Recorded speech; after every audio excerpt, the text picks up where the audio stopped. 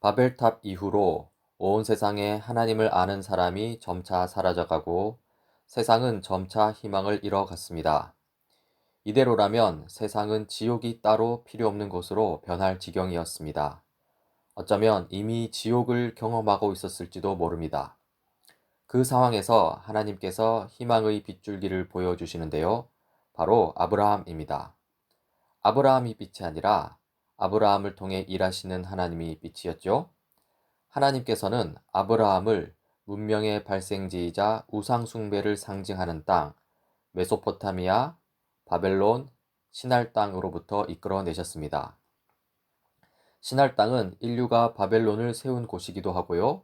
그리고 우리가 2주 전에 설교를 통해 살펴보았듯이 그 땅은 아간이 신할에서 만든 외투를 탐내다가 이스라엘 온 민족을 전쟁의 패배로 밀어넣고 자신은 심판받은 것으로 유명하죠. 하나님은 아브라함의 아버지 데라를 신할 땅의 중심 도시라 할 수 있는 갈대아 우르로부터 이끌어내시고요. 하란에서 머물게 하십니다. 그리고 아브라함을 하란에서 부르셔서 약속의 땅 가나안으로 이끄십니다. 가나안 땅에 도착한 아브라함은 거기서 아들 이삭을 낳습니다. 이삭을 하나님께 바치려고 했던 이야기는 아주 유명하죠. 그 이야기에서 우리는 믿음을 요구하시는 하나님을 볼 수 있습니다. 이제 이삭은 야곱을 낳습니다.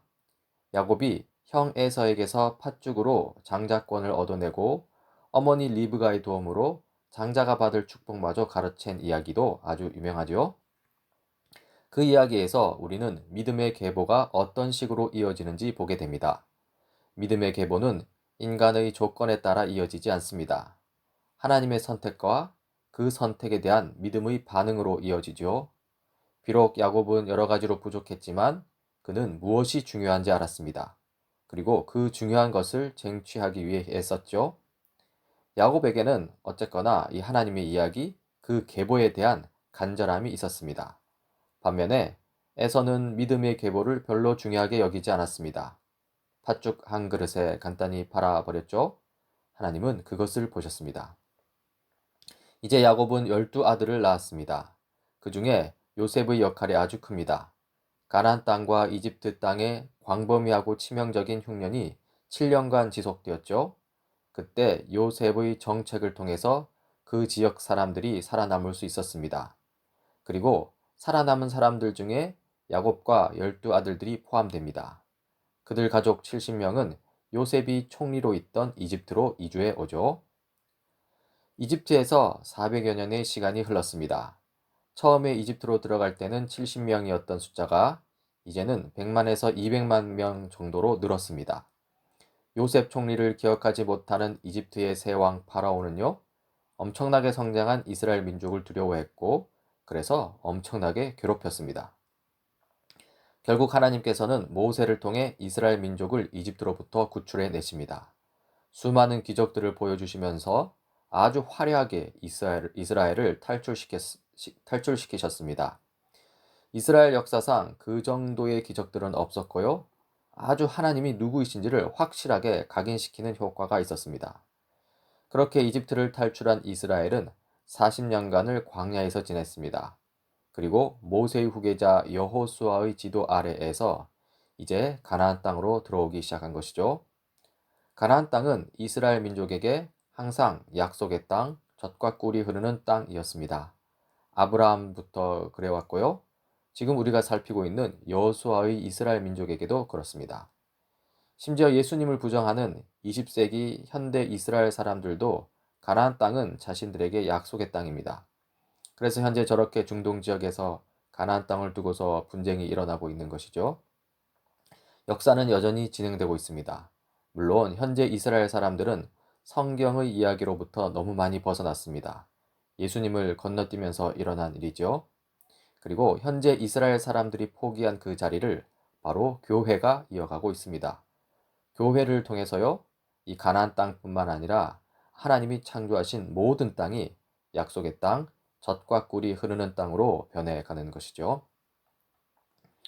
이제 여호수아를 필두로 이스라엘 민족은 가나안 땅을 하나씩 정복해 갑니다. 여리고성을 정복했고요. 아이성을 정복했고요. 그리고 가나안의 강자 기브온 민족을 종으로 삼았습니다. 그리고 먼저 가나안 남쪽 지역을 점령합니다. 아모리의 5왕들을 처형하고요.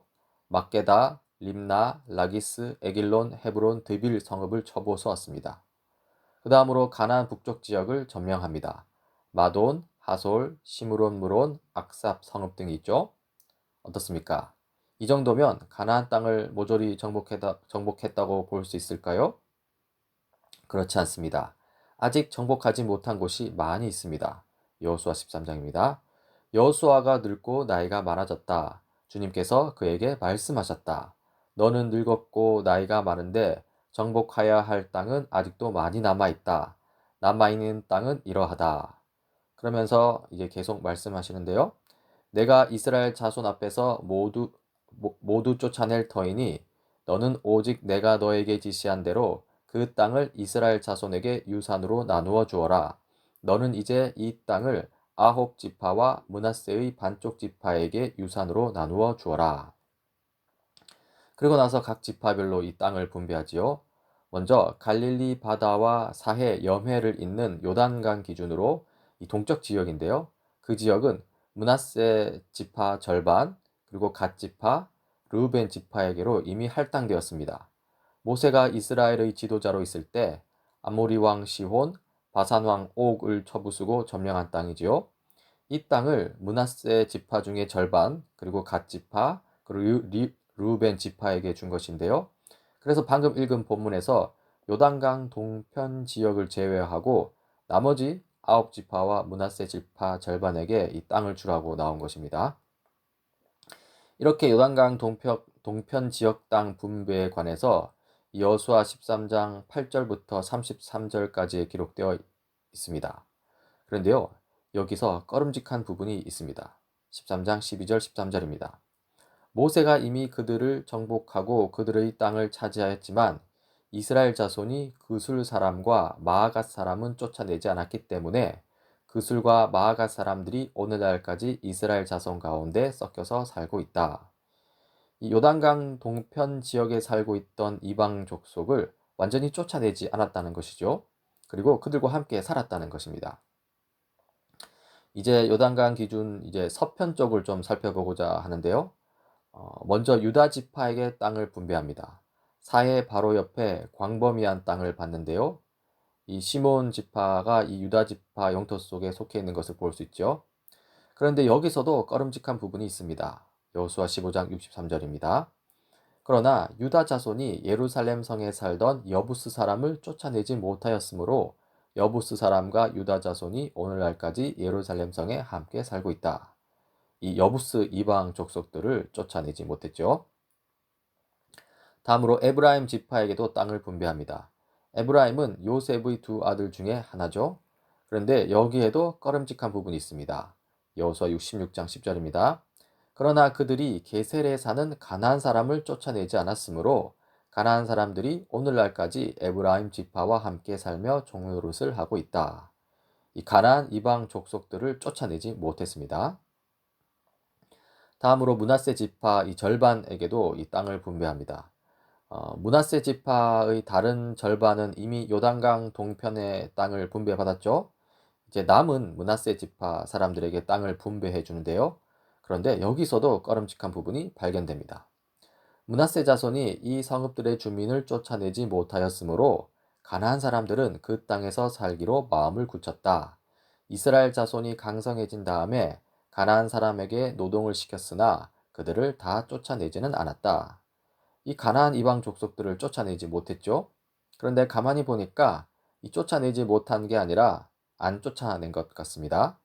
이스라엘 자손이 강성해진 다음에도 그들을 쫓아내지 않고 그들을 종 삼는 것을 볼 수 있죠.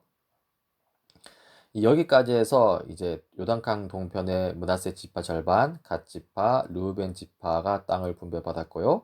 그리고 거기에 더해서 요단강 서편에는 므낫세 지파의 나머지 절반, 그리고 유다 지파, 에브라임 지파가 땅을 분배받습니다. 그래서 총 5개의 지파가 땅을 분배받는 것이죠. 자, 그러면 나머지 7개 지파들은 어떻게 되었을까요? 이 나머지 7개 지파는 어느 땅을 가질지 아직 결정하지 못했습니다. 여호수아 18장 1절 2절입니다. 이스라엘 자손이 그 땅을 정복한 뒤의 일이다. 이스라엘 자손 온 회중이 실로에 모여서 거기에 회막을 세웠다. 그러나 이스라엘 자손 가운데 유산을 아직도 받지 못한 지파가 7이나 남아 있었다. 이 1절에서 그 땅은 5개 지파가 차지한 땅을 말합니다. 그러나 아직 나머지 땅을 정복하지 못했습니다. 7개의 지파가 정복해야 할 땅을 아직 정복하지 못했다는 것이죠. 그래서 여호수아는 다음과 같이 말합니다. 여호수아가 이스라엘 자손에게 이렇게 말하였다. 당신들은 어느 때까지 주 당신들 조상의 하나님이 당신들에게 주신 땅을 차지하러 가기를 미루겠소. 그러니까 머뭇거리지 말고 하나님께서 주시기로 약속한 땅을 어서 정복하라는 것이죠. 그러면서 구체적으로 어떻게 할지 알려줍니다. 당신들은 각 지파에서 3사람씩을 선출하시오. 내가 그들을 그리로 보내겠소.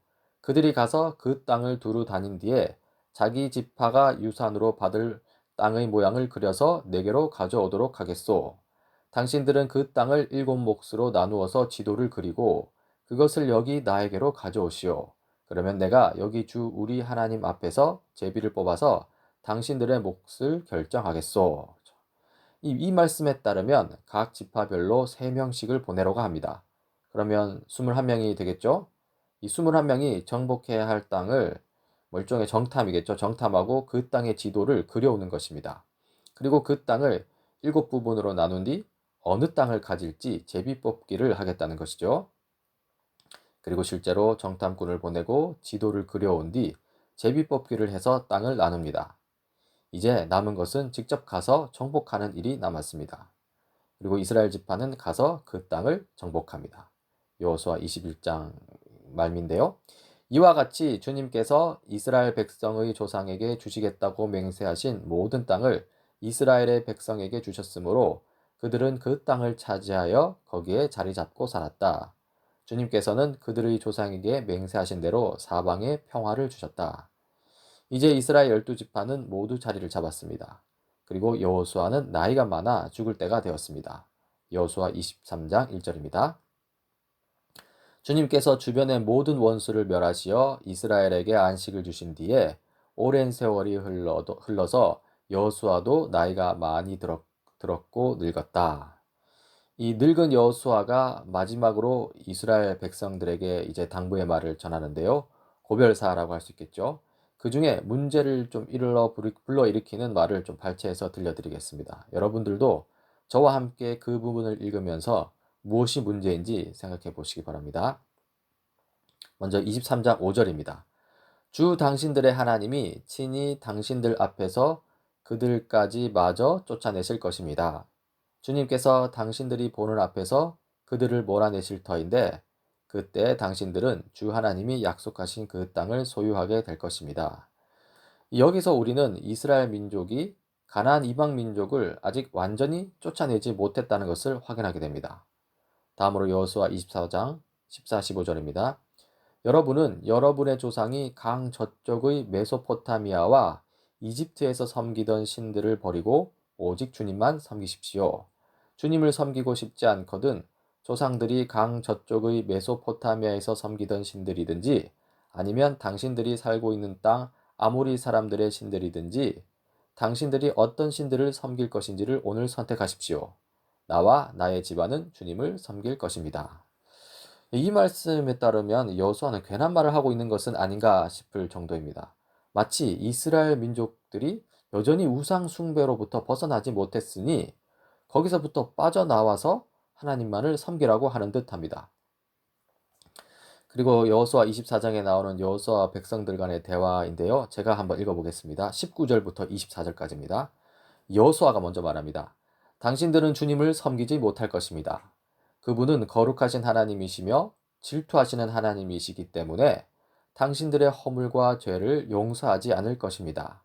만일 당신들이 주님을 저버리고 이방신들을 섬기면 그는 당신들에게 대항하여 돌아와서 재앙을 내리시고 당신들에게 좋게 대하신 뒤에라도 당신들을 멸망시키시고 말 것입니다. 여기서 여호수아는 마치 이스라엘 백성이 우상 숭배를 할 것처럼 이야기합니다. 그러자 백성이 대답하죠. 아닙니다. 우리는 주님만을 섬기겠습니다. 이 백성들이 우상 숭배하지 않겠다고 대답합니다. 그러자 다시 여호수아가 말합니다. 당신들이 주님을 택하고 그분만을 섬기겠다고 한 말에 대한 증인은 바로 여러분 자신들입니다. 이 여호수아는 이스라엘 백성이 못 믿어와서 그래서 확답을 받고 싶은 듯 말하고 있죠. 이 당신들이 스스로 한 말에 이 책임을 지라는 것입니다. 그러자 백성이 답합니다. 우리가 증인입니다. 어떻습니까? 이 정도면 충분할까요? 여호수아는 아니었던 것 같습니다. 마지막으로 여호수아가 한마디 더 합니다. 그러면 이제 당신들 가운데 있는 이방신들을 내버리고 마음을 주 이스라엘의 하나님께 바치십시오. 이 여호수아의 마지막 말은 상당히 의외입니다. 이스라엘 백성 가운데 있는 이방신들을 내버리라는 것이죠. 그것은 이스라엘이 여전히 우상 숭배 가운데 있다는 것을 지적하는 말입니다. 어떻습니까? 이 여호수아서의 전체 분위기는 이스라엘 백성이 가나안 땅을 아주 멋지게 정복한 이야기로 보입니다. 그러나 자세하게 들어가 보면 꼭 그렇지 않다는 것을 볼 수 있습니다. 이스라엘 백성은 하나님께서 약속하신 땅을 정복하지 못해서 주저앉아 있다가 이 여호수아의 지적을 받고 비로소 움직이고요. 그리고 또 이스라엘 백성은 가나안 땅 이방 민족을 다 쫓아내지 못했습니다. 그들과 섞여 살았던 것이죠. 게다가 그들 중에는 여전히 우상 숭배 가운데 있는 이들도 있습니다. 그리고 이것이 바로 이스라엘 백성의 현실이라는 것이죠. 이제 우리의 이야기를 좀 돌아봅시다. 이스라엘에게 삶의 목적이 있는데요. 바로 가나안 땅입니다. 그리고 우리 그리스도인에게도 삶의 목적이 있는데요. 바로 하나님 나라입니다. 이 성경 전체는 하나님 나라를 지향하고 있고요. 그리고 하나님 나라를 상징하는 것들이 많이 있습니다. 가장 먼저는 에덴 동산이죠. 에덴 동산은 하나님의 통치가 처음 시작된 곳입니다. 에덴 동산은 하나님 나라의 원형이라고 할 수 있습니다. 그리고 이 가나안 땅도 하나님 나라를 상징합니다. 이 이스라엘은 약속의 땅, 젖과 꿀이 흐르는 땅 가나안에서 이 하나님의 통치를 실현할 의무가 있습니다. 특히 우상 숭배를 철저히 배격해야 했습니다. 이 우리가 요즘 보고 있는 여호수아에서 확실히 그 점들이 나타나고 있죠. 그리고 신약으로 넘어와서 교회가 하나님 나라를 상징합니다. 교회는 예수 그리스도를 머리로 둔 유기체입니다. 머리 대신 예수님의 통치가 우선적으로 이루어지는 곳이죠. 특히 예수 그리스도의 십자가 은혜를 기반으로 하나님의 통치가 실현되는 곳이 바로 교회입니다.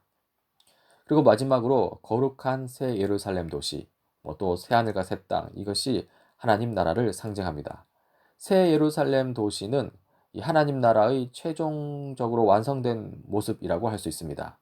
거기에는 이 슬픔과 고통이 없습니다. 기쁨과 평강만이 가득한 곳입니다. 그리고 장소적으로 따지자면 이 온 우주가 바로 하나님 나라가 됩니다. 이 하나님의 통치가 온 우주에 온전하게 미치게 되는 것이죠. 이렇게 성경 전체는 하나님 나라라는 큰 주제를 따라 움직입니다. 그리고 이 성경 전체에서 하나님 나라가 작동되는 원리가 있는데요. 바로 약속과 실현입니다. 먼저 하나님께서 하나님 나라를 약속하시고요. 그 이후에 하나님께서 하나님 나라를 실현시키시는 것이죠. 이 약속과 실현 사이에서 우리에게 요구되는 것이 있는데요. 그것이 바로 믿음입니다. 약속을 받은 다음에 그 약속을 굳게 믿어야 한다는 것이죠. 그리고 약속을 향한 믿음으로 이 주어진 현실을 살다가 후에 하나님이 정하신 때에 약속의 실현을 보게 된다는 것입니다. 보십시오. 하나님께서 이스라엘 백성에게 가나안 땅을 약속하셨습니다. 이스라엘 백성은 그 약속을 믿습니다. 그 약속을 향한 믿음으로 이집트를 탈출하고 광야를 통과하고 그리고 가나안 땅 정복의 역사를 쓰고 있죠. 즉 약속이 실현되기까지 이스라엘 백성에게 요청되는 것은 믿음입니다. 하나님을 믿는 믿음이고요. 하나님의 약속을 믿는 믿음입니다. 그리고 그 믿음으로 행하고 순종하면서요. 최종적으로 가나안 땅을 정복하게 됩니다. 약속의 실현을 보게 되는 것이죠. 이러한 작동 원리가 우리 그리스도인에게도 정확하게 적용됩니다. 하나님께서 초림하신 이 예수 그리스도를 통해 이 그리스도인에게 거룩한 새 예루살렘 도시를 약속하셨습니다. 사도행전 1장 11절입니다. 갈릴리 사람들아 어찌하여 하늘을 쳐다보면서 서 있느냐? 너희를 떠나서 하늘로 올라가신 이 예수는 하늘로 올라가신 것을 너희가 본 그대로 오실 것이다 하고 말하였다. 그렇죠.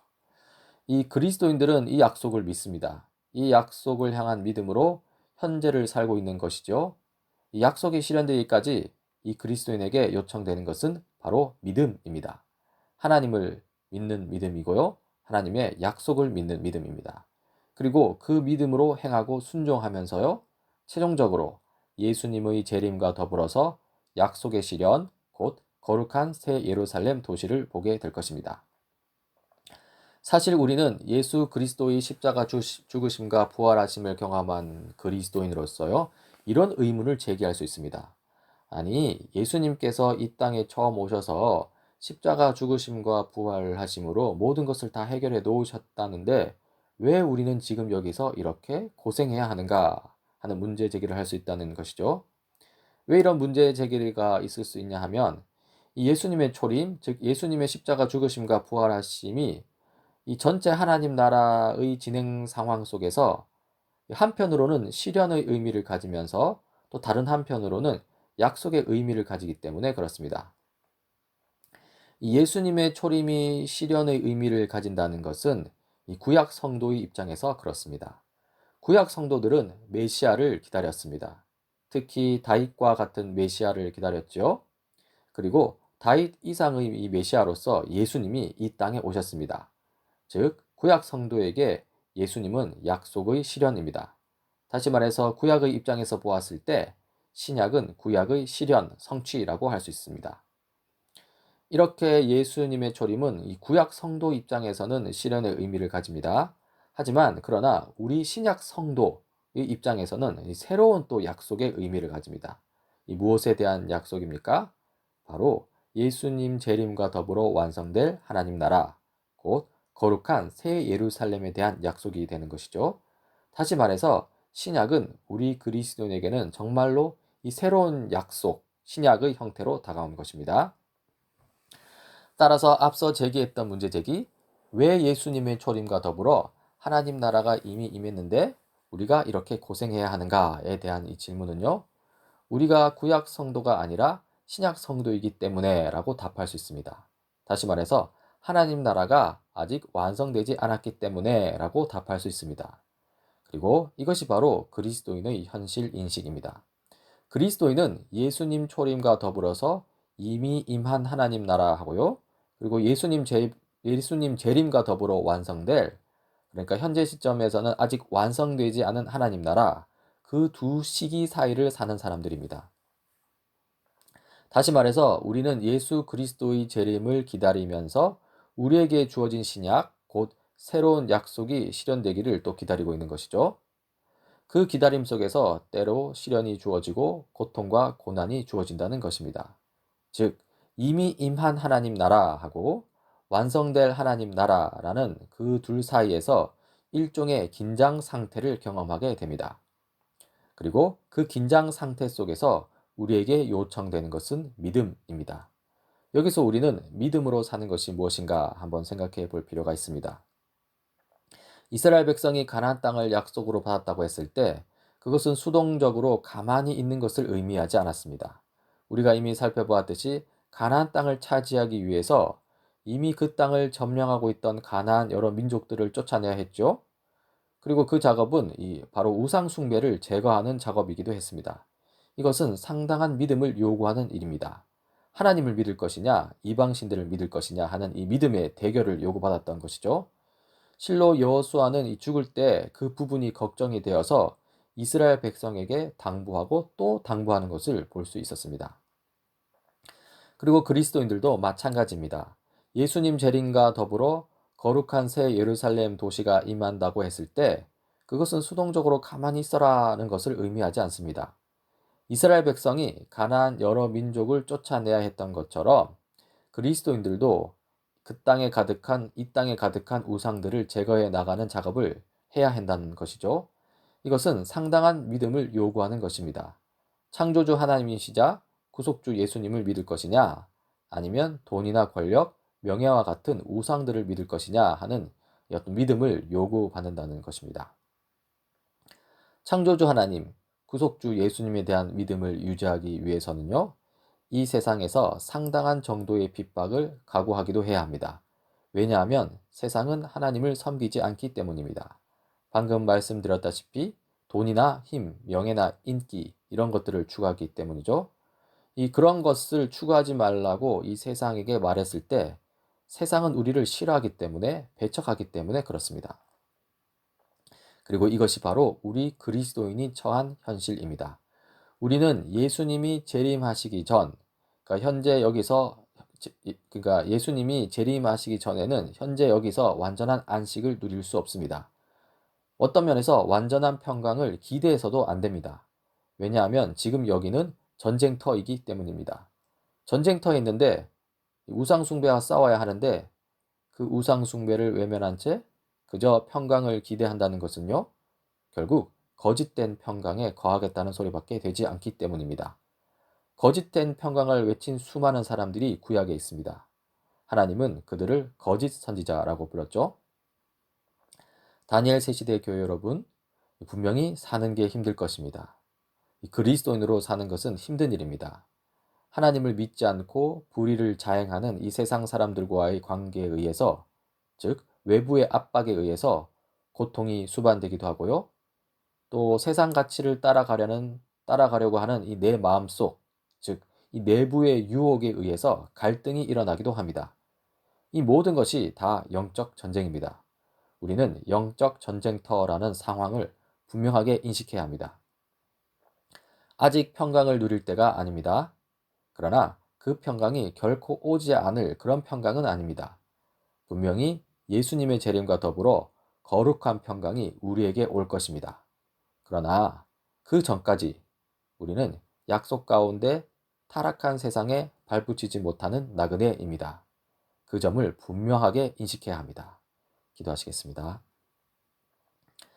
하나님 아버지, 오늘 가나안 땅 정복 사명을 수행해 가는 이스라엘 백성을 통해서 그들 가운데 있는 믿음의 싸움을 살펴보았습니다. 이스라엘 백성은 수많은 가나안 이방 족속과 싸워야 했습니다. 가나안 이방 족속과의 싸움을 피하고자 하는 그들 자신의 나태함과 두려움과도 싸워야 했습니다. 하나님, 우리 또한 마찬가지임을 고백합니다. 우리 또한 세상의 수많은 타락한 가치와 싸워야 합니다. 돈과 권력을 우상으로 삼고 명예와 행복을 우상으로 삼는 이 시대의 정신과 싸워야 함을 고백합니다. 그러면서 이 타락한 가치, 우상들과의 싸움을 피하고자 하는 우리의 나태함, 불안, 두려움과도 싸워야 함을 고백합니다. 하나님, 우리에게 힘을 주시옵소서. 단순히 하나님 나라를 수동적으로 기다리는 것이 아니라 거룩한 새 예루살렘 도시를 약속하신 그 하나님의 그 약속을 따라 적극적으로 믿음의 영적 전투 수행할 수 있도록 도와주시옵소서. 우리와 함께 하시는 예수님 이름으로 기도드립니다. 아멘.